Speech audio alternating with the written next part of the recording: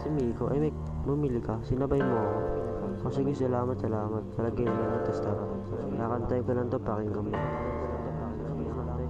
Hindi ikaw ang nakilala ko noon. Siguro nga kasama ko na siya ngayon. Hindi ka nagbigay ng laso na karisma para sa babae na kasama ko noon. Kada buwan, kada linggo, isang araw sa beses nalilito. Siya ba nga? Siya ito. Ang laman ng isipat ko sa ito.